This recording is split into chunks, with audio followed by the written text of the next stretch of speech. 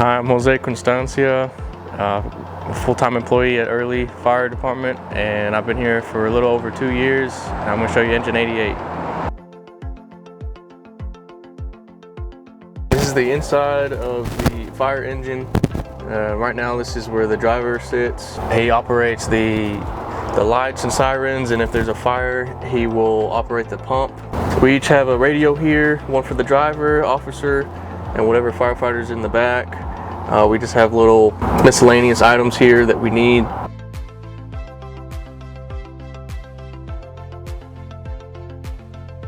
This is the officer's chair where the person in charge of the crew day and night will be sitting. He'll be operating the laptop where we get our calls coming in from. He'll be making the calls from our radio, communicating with dispatch or anybody else that's related to the call. He also has a horn and Q2 step pedals over here. Depending on the person, they keep their boots here and their bunker gear back here, so that way while we're en route to a fire, the officer can go ahead and start getting bunked out. Our SCBA packs are air bottles. It contains the air for the air that we breathe during a fire. We activate it by a little knob at the end to open the air. This alarm will beep and it'll show us, there's a gauge here and there's a digital gauge that'll show us the air pressure. This little piece right here is our regulator. It connects to our face mask, and this is what transports oxygen to the mask. The back here, it holds 4. Usually there's 1 to 2 depending on how big the shift is that day. Each chair has its own SCBA and operates the same way as the officer's chair. Back here we have our medical bags, our trauma bags, and our AED, which we pull out every time we go to a medical. While we're back here, if we are en route to a fire, we will also be putting on our bunker gear.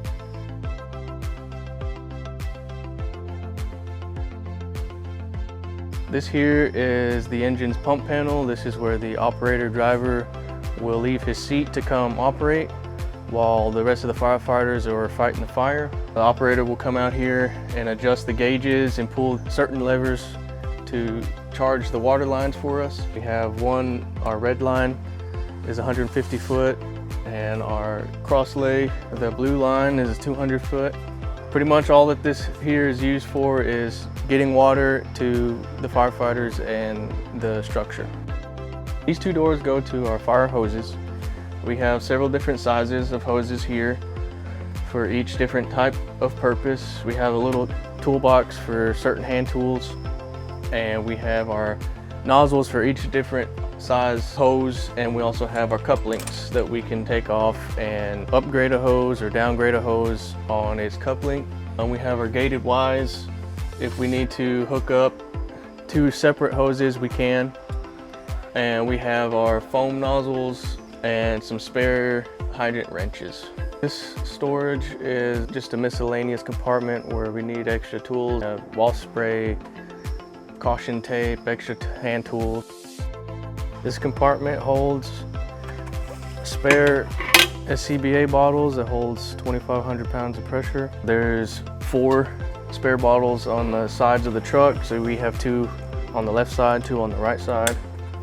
This compartment holds our fire extinguishers. We have our 2 water cans, our ABC can, and our carbon fire extinguishers.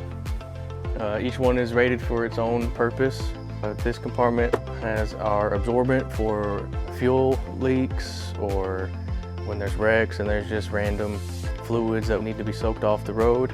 We also have our new addition to the truck is our rescue tools. We have our spreaders and our cutters, and this box we built by ourselves that holds each tool.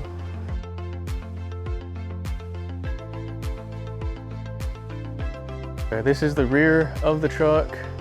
We have our brand new collapsible light up cones for blocking traffic lanes or just helping control traffic. We have our chainsaw in case we need to cut trees or get into structures. that normal tools won't allow us to. We have an extra set of hose wrenches on the side here. We have our Halligan bar. Normally we use this and a flathead axe when we go to structure fires in case we need to get into the front door or access any other areas where we can't. We also have our ladders and our pike poles. This compartment stores our auto cribs. So we use these to crib and stabilize vehicles. And then we have our several different extension cords in case we ever need them, and our mobile generator in case we need power and there is no power out on the field. In case we need them, they have a short closet pike, some pry bars, bolt cutters, a sledgehammer, just hand tools to get into places or to cut into some stuff that we're not able to access. Compartment holds our fuel for our chainsaw and the other equipment that takes fuel. This is one of our new rotary saws that we got so we can cut sheet metal. We have our mobile air pump. So if someone's stranded on the side of the road, needs a flat tire aired up, we have one. We can use this to help them. This is our new fan that we just purchased that we can use positive or negative airflow to help direct and change the flow of the fire or to pull smoke out of buildings. And then this is our cooler that stores our water.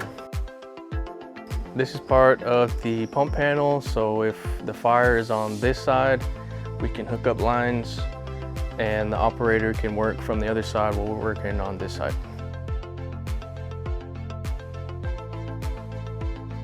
This is the top of the truck where we have our deck gun, our foam, extra cones, brooms, and a scoop for wrecks or extra fires. And underneath this mat cover is our 3 different fire hoses, and we have 2. This is the front of the engine. We have our bumper line. So we pull up to a fire. If it's closer, we can use the bumper line. We have the horns and the Q2 siren.